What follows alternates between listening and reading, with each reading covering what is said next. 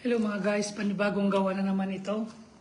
Habang pinapakuluan po natin yung oxtail, ay maglilinis po tayo ng silver. Kasi nangitim na, kasi naubusan po kami ng gamot.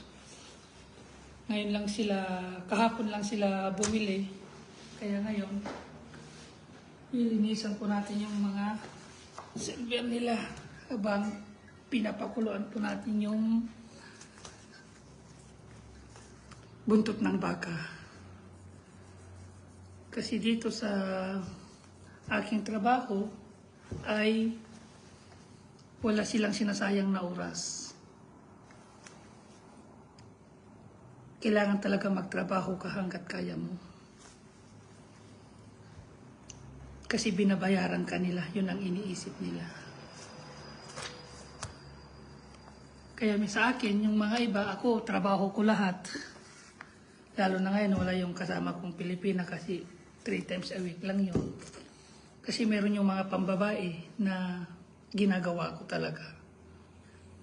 Mga pamlansya, paglalaba, paglalagay sa drawer yung mga naplansya, ginagawa ko po yan pag wala siya.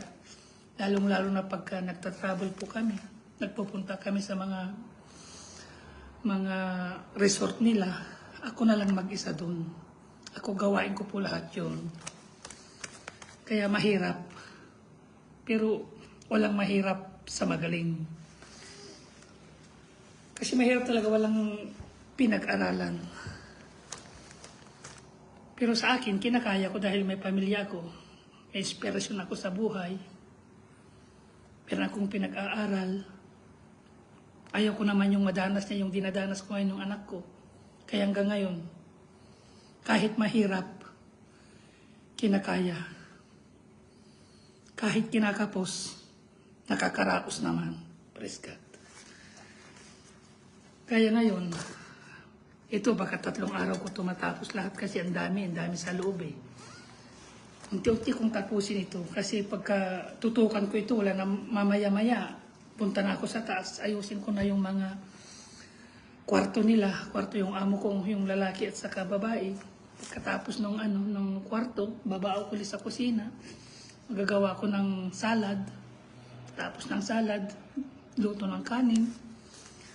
Tapos ayusin ko yung pinapakulo kong karne. Yun.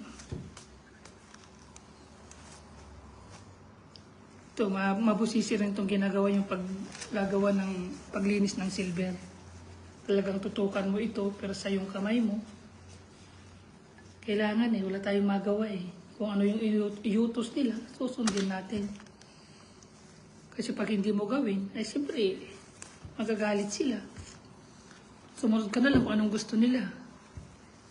Yun ang gusto ng ganyan ng mga Arabo dito. Kung hindi mo sila mapagbigyan, wala, magagalit sila sa'yo. Tapos sila laging sinusunod mo. Kasi, totoo naman, sundin mo sila ang amo mo. Hindi pwedeng ikaw ang masunod dito.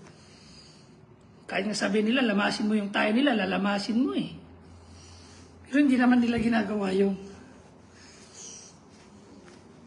mahirap talaga.